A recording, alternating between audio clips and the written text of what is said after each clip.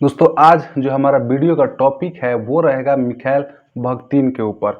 इस वीडियो में हम मिखैल भगतिन के कुछ वर्क्स और उसके साथ साथ जो उन्होंने की कंसेप्ट दिया है जो कि नेट के पॉइंट ऑफ व्यू से काफ़ी ज़्यादा इम्पोर्टेंट है, तो हम लोग उसके बारे में डिस्कस करेंगे। तो चलिए दोस्तों, बिना टाइम वेस्ट करते हुए हम अपने वीडियो को शुरू करते हैं। दोस्तों इस वीडियो में हम लोग बेसिकली उनके 4 कंसेप्ट को जानेंगे, जैसे कि डायोलोजिज्म, पॉलीफोनी, कार्निवलेस्क्यू और हेट्रोग्लोसिया। तो ये जो 4 उनका दिया गया की कंसेप्ट है, हम उसको जानेंगे वन बाय वन करके। ठीक है, तो सबसे पहले हम लोग जानते हैं डायोलॉजिज्म को। अब डायोलॉजिज्म किसको हम लोग बोलते हैं? तो डायोलॉजिज्म जो वर्ड है, सबसे पहले तो ये डायलॉग से लिया गया है। जब आप इसका रूट वर्ड देखोगे तो डायलॉग निकलेगा। तो डायलॉजिज्म जो है वो डायलॉग से लिया गया है। अब मिखैल भक्ति ने क्या किया कि इस वर्ड को उन्होंने मोनोलॉग से कंपेयर किया, यानी कि डायलॉग को उन्होंने मोनोलॉग से कंपेयर किया। तो मोनोलॉग क्या होता है कि मोनोलॉग, जैसे कि आप जानते होंगे, एग्जाम्पल अगर मैं दूं तो बहुत सारा वर्क है। जॉन डन भी मोनोलॉग मोनोलॉग में लिखा है उन्होंने।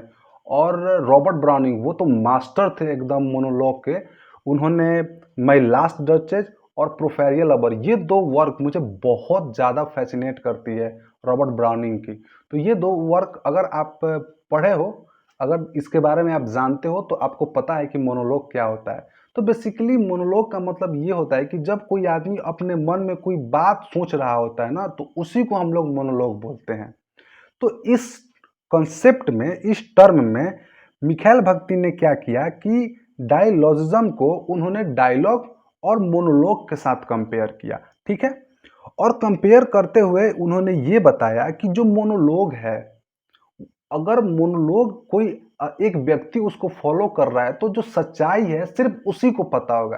जैसे कि मान लीजिए कि आप मन में सोच रहे हो कि अरे अरे, तुम तो बहुत कूद रहा था ना, बहुत फान रहा था, तोरा का हम बताएंगे, तुमको हम बता देंगे एक दिन। आज ग्रुप में है तो तुम बड़ा फटफटा रहा है ना, बहुत तोर पाँख माऊ माऊ कर रहा है, तोरा का हम बता देंगे और तू कहियो भेटाओ अकेला में। मतलब कि आप ये मन में सोच रहे हो, तो ये मोनोलॉग है। तो सच्चाई जो है सिर्फ एक लोग को पता है। लेकिन अगर आप उसको डायलॉग से रिप्रेजेंट करते हो, यानी कि अगर आप यही बात बोलने लगोगे, तो सारे लोग को पता चल जाएगा। तो बेसिकली उन्होंने डायोलॉजिज्म में क्या किया कि उन्होंने ये बताने की कोशिश किया है कि मोनोलॉग जो है उससे कहीं ज़्यादा बेटर जो है वो डायलॉग है। क्योंकि मोनोलॉग से सिर्फ और सिर्फ एक व्यक्ति ही सच्चाई जानेगा, लेकिन डायलॉग से बहुत सारे लोग सच्चाई जान जाएंगे। जैसे कि अगर हम टेक्स्ट में एग्जाम्पल है, तो मान लीजिए जो ऑथर है वो कुछ मन में सोच रहा है और फिर वो लिख ही नहीं रहा है, वो कुछ लिखबे नहीं किया। या फिर जो भी आप एक मोनोलॉग पोयम लिख रहे हो, तो उसमें जो एक मान लीजिए कि कैरेक्टर है, उसका नाम है हेमलेट। मान लीजिए हेमलेट कैरेक्टर है, वो जो मन में है वही सोच रहा है। तो अब जो सामने वाला है वो तो नहीं जान रहा है ना कि भाई ये क्या सोच रहा है। जैसे कि my last duchess Robert browning के द्वारा पढ़ोगे, तो उसमें जो उनको जो राजा है, वो जो राजा है जो कि पेंटिंग दिखा रहा होता है, तो वो सारा मन में सोचता है कि हाँ, मैंने अपने वाइफ को मारा था, ये वो सामने वाले को नहीं पता होता है, बाद में बताता है वो बात, तो उसको नहीं पता होता है। तो सच्चाई सिर्फ उसी तक के लिए रहती है। लेकिन जैसे ही आप डायलॉग का बात करते हो, जैसे ही आप बात बोल देते हो, तो वो जो सच्चाई है वो बहुत लोग के पास चला जाता है। ठीक है, और उन्होंने साथ साथ ये भी बताया कि हमें ज़्यादातर जो बातें हैं वो डायलॉग के थ्रू बोलनी चाहिए, क्योंकि सच्चाई जो है बहुत लोग के पास पहुंचेगी। दूसरा उन्होंने कंसेप्ट जो दिया, वो दिया पोलीफोनी का। तो पोलीफोनी का मतलब क्या होता है? तो सबसे पहले तो ये जानिए कि पोलीफोनी जो है वो म्यूजिक से बोरो किया गया है, यानी कि उधार पे लिया गया है। ठीक है, और पॉलीफोनी का मतलब ये होता है कि जब एक जो टेक्स्ट है आप पढ़ रहे हो, और पढ़ने के बाद आपको ये लगा कि अरे यार, ये कोई ऑथर ने नहीं लिखा है, बल्कि जो उस वर्क में मल्टीपल कैरेक्टर हैं, यानी कि अलग अलग कैरेक्टर हैं, वो सारे लिखे हैं। जैसे कि इसका सबसे अच्छा उदाहरण है जॉफ्री चौसर का एक वर्क द कैंटरबरी टेल। तो जब द कैंटरबरी टेल आप पढ़ोगे तो उसमें बहुत सारे कैरेक्टर होते हैं, होस्ट, मिलर, नन, ठीक है, बहुत सारे उसमें कैरेक्टर होते हैं। तो ये सारा अपना अपना कहानी बताते हैं। तो जब आप ये वर्क पढ़ोगे तो आपको क्या लगेगा, कभी लगेगा कि आप मिलर के पॉइंट ऑफ व्यू से वो बुक पढ़ रहे हो, कभी लगेगा कि जो नन बता रही है उसके पॉइंट ऑफ व्यू से पढ़ रहे हो, कभी जो उसमें डॉक्टर होता है उसके पॉइंट ऑफ व्यू से पढ़ रहे हो। तो कैरेक्टर तो एक, सॉरी, ऑथर तो एक, कौन, जॉफ्री चौसर। लेकिन जब आप वो वर्क पढ़ रहे हो तो आपको क्या लग रहा है कि अरे यार ये एक ही वर्क अलग अलग कैरेक्टर के पॉइंट ऑफ व्यू से लिखा गया है। और उसका एग्जांपल ले सकते हो वो सारे वर्क जो कि फ्रेम नैरेटिव होते हैं। फ्रेम नैरेटिव का मतलब स्टोरी के अंदर स्टोरी। तो जो फ्रेम नैरेटिव वर्क होते हैं वो एक पॉलीफोनी का एग्जाम्पल हो सकते हैं, क्योंकि आप जैसे कि जोसेफ कॉनराड का एक वर्क है हार्ट ऑफ डार्कनेस। तो पहले तो इसको नरेटर बताता है, फिर इसको मार्लो अपने हिसाब से बताने लगता है, फिर उसमें कर्टस भी आपको देखने के लिए मिलेगा। तो आपको ये लगेगा कि अच्छा ये स्टोरी जो है दो लोग के साथ साथ चल रहा है, यानी कि एक बताया फिर उसके बाद दूसरा बताने लगा। तो दो स्टोरी चल रहा है, यानी कि दो के पॉइंट ऑफ व्यू से स्टोरी वो चल रहा है। यानी कि आपको ये लगेगा वो स्टोरी पढ़ के कि ये ऑथर नहीं बल्कि वो दोनों लोग स्टोरी को चला रहे हैं। ठीक है, ये जो दोनों कंसेप्ट है ना, डायोलॉजिज्म और पॉलीफोनी, ये प्रॉब्लम्स ऑफ दोस्तोयेव्स्की आर्ट, जो कि मिखाइल भक्तिन का एक वर्क है, हम लोग आगे देखेंगे उसके बारे में, प्रॉब्लम्स ऑफ दोस्तोयेव्स्की आर्ट, उसमें ये दो कंसेप्ट दिया गया है। अब जो अगला कंसेप्ट है वो है कार्निवलेस्क्यू का। अब कार्निवलेस्क्यू का जब आप इसको तोड़ोगे तो सबसे पहले जो आपको वर्ड मिलेगा वो है कार्निवल, उसके बाद ESQU आपको मिलेगा। तो कार्निवल, कार्निवल जो है वो एक प्रकार का फेस्टिवल है, वेस्टर्न में ये बहुत ज़्यादा फेमस है। इसमें क्या होता है कि सारे लोग एकदम इक्वल होते हैं, सब मुखौटा पहने होते हैं, तो किसी को पता ही नहीं चलता कि इसमें कौन अमीर है कौन गरीब है, सब लोग एक समान। जैसे कि हम लोग में होली होता है ना, हिंदू धर्म में होली होता है कि सबन के मुंह में रंग पोत दिए हैं, सबन के मुंह में रंग लगा दिए हैं, सब बानर भकोल जैसा दिख रहा है, पता नहीं चल रहा है कौन है कि अरे ये कौन है तो ये कौन है, या वो कौन है तो वो कौन है। बाकी फेस्टिवल में तो भाई आप बढ़िया बढ़िया कपड़ा पहनोगे, लेकिन इसमें कपड़ा जो है एकदम फाड़ देगा, एकदम सब फाड़ फूड़ के नोच देगा आपका कपड़ा। आपको मतलब समझ में नहीं आएगा कि कौन अमीर है कौन गरीब है। तो यही कार्निवल रेस्क्यू में होता है कि उसमें लोग मुखौटा लगा लेते हैं, दूसरा दूसरा मतलब चमकदार जो कपड़ा पहन लेते हैं, तो पता ही नहीं चलता है कि भाई कौन इसमें अमीर है और कौन गरीब है। अब ये जो कंसेप्ट है वो मिखाइल भक्तिन ने क्या किया कि बुक में, यानी कि जो हम लोग बुक पढ़ते हैं, नोवेल पढ़ते हैं, ड्रामा पढ़ते हैं, उसमें उन्होंने इम्प्लाई किया और ये बताया कि जब कोई आप बुक पढ़ोगे तो ना तो उसमें आपको रिदम दिखेगा ना मीटर दिखेगा, सिर्फ ह्यूमर आपको मालूम चलेगा। जैसे कि जो पोस्ट मॉडर्निज्म के बाद जो फ्री वर्स पॉपुलर हुआ अचानक, तो उसमें ना तो आपको रिदम मिलता है ना ही आपको मीटर मिलेगा, सिर्फ ह्यूमर है उसमें। मजा लीजिए कहानी के, पोयम जो है उसका मजा लीजिए। जैसे कि वेस्टलैंड है, वो भी मतलब फ्री वर्स में लिखा गया है, फ्री वर्स में लिखा गया है, उसमें ना तो राइम है, राइमिंग तो नहीं है उसमें, रिदम हो सकता है लेकिन राइमिंग तो बिल्कुल नहीं है। लेकिन कुछ ऐसे भी वर्क होते हैं जो ना तो उसमें रिदम होगा ना मीटर होगा, कुछ नहीं, राइमिंग वूमिंग कुछ आपको नहीं मिलेगा। इसका जो सबसे बेस्ट एग्जाम्पल है वो है एंजेला कार्टर का एक वर्क वाइज चिल्ड्रन। तो वाइज चिल्ड्रन जब आप पढ़ोगे तो उसमें ना तो आपको रिदम मिलेगा ना ही मीटर मिलेगा, सिर्फ ह्यूमर है, पढ़िए और उसका मजा लीजिए। तो कार्निवलेस्क्यू में, कार्निवलेस्क्यू का जो कंसेप्ट है उसमें मिखाइल भक्तिन ने यही बात बताया है। अगला जो उन्होंने कंसेप्ट दिया है वो है हेट्रोग्लोसिया का।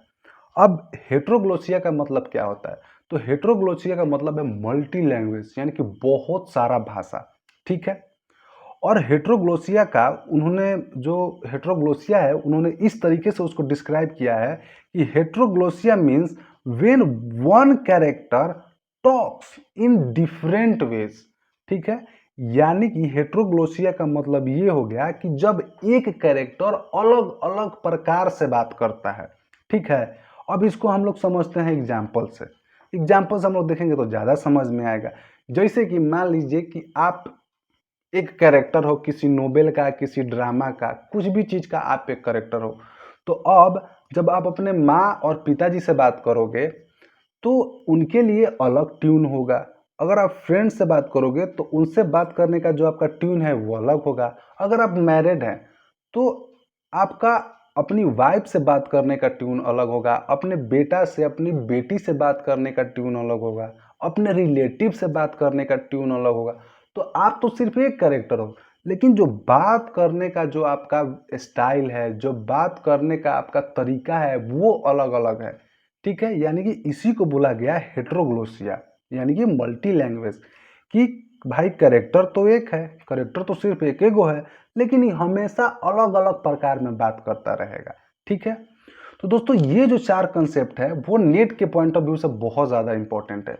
एक्चुअली मैं मेरे यूट्यूब चैनल पे मैंने जितना भी तकरीबन वीडियो बनाया है उसमें लिटरेरी थ्योरी को मैंने बहुत अच्छे से कवर किया है।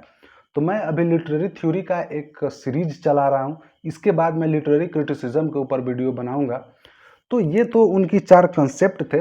अब इन चैप्ट के अलावा उन्होंने कौन सी फेमस फेमस बुक लिखी है, तो हम अब बुक्स को देखते हैं। पहला जो उनका बुक है वो है प्रॉब्लम ऑफ दोस्तोयेव्स्की, जिसमें उन्होंने डायलिज्म और पोलीफोनी का कंसेप्ट दिया है। दूसरा उनका वर्क है Rabelais and his world, dialogic imagination और 4 ऐसे, ये इनका तीसरा वर्क है। अगला जो उनका वर्क है वो है discourse in the novel, speech genre and other late essays, ये उनका अगला बुक है। अब हम लोग बात करते हैं कुछ एमसीक्यू की। तो पहला जो हमारा एमसीक्यू है दोस्तों, ये जो एमसीक्यू है वो मैं नेट का जो मैं प्रीवियस ईयर देखता हूँ उसके अनुसार कुछ मैं अपना बनाने की कोशिश करता हूँ। हो सकता है कि इसमें से कुछ क्वेश्चन जो हैं वो नेट में आ जाए या फिर इससे रिलेटेड आ जाए, तो ये भी इम्पोर्टेंट है वीडियो में, और इसको भी आप देखना मिस ना करें। तो जो पहला क्वेश्चन है वो ये है कि in Mac Flecknoe who is represented as Shadwell father. ठीक है, तो जो मैक फ्लैक्नो जो वर्क है जो कि ड्राइडन के द्वारा लिखा गया है आई गेस, तो मैक फ्लैक्नो में जो सैडवेल के जो पिता है वो कौन है, तो इसका आंसर है रिचर्ड फ्लैक्नो। अगला क्वेश्चन है friends, in Mac Flecknoe which king is said to have been entertained by Flecknoe with the music of his flute. तो मैक फ्लैक्नो में किस राजा ने फ्लैक्नो को ये बोला कि तुम अपने फ्लूट से यानी कि बांसुरी से हमको मनोरंजन करो हमको, बजाओ बांसुरी, मनोरंजन करो हमको भाई। तो इसका आंसर है किंग ऑफ पुर्तगाल। अगला question, who said John Dryden as glorious John. तो जॉन ड्राइडन को ग्लोरियस जॉन किसने बुलाया है, और इसका आंसर है वॉल्टर स्कॉट। अब दोस्तों अगला क्वेश्चन है कि who is Herringman who is Herringman mentioned in Mac Flecknoe. तो मैक फ्लैक्नो में हेरिंगमैन के नाम से कौन मेंशन किया गया है, और उसका आंसर है सैडवेल पब्लिशर। तो सैडवेल का जो पब्लिशर है उसको हम लोग हेरिंगमैन के नाम से मेंशन है मैक फ्लैक्नो में। अच्छा, अगला क्वेश्चन है कि which ancient Greek poet in Shadwell compared to whose music have the power to enthrall dolphins who saved his life from drowning। तो सैडवेल में ऐसा कौन सा ग्रीक पोएट है, मतलब कि कौन से ग्रीक पोएट है, which ancient Greek poet in Shadwell, जिनको कंपेयर ये किया गया है डॉल्फिन से, बेसिकली उनको कंपेयर किया गया है। तो इसका आंसर है एरियन। तो एरियन जो है वो सैडवेल में वो एक ग्रीक पोएट है एरियन, उसको कंपेयर किया गया है डॉल्फिन से। दोस्तों आज जो हमारा वीडियो का टॉपिक है वो यहीं पे समाप्त होता है, और अगले दिन मैं फिर से एक नया वीडियो लाऊंगा। तो वीडियो देखने के लिए तब तक के लिए बहुत सारा धन्यवाद।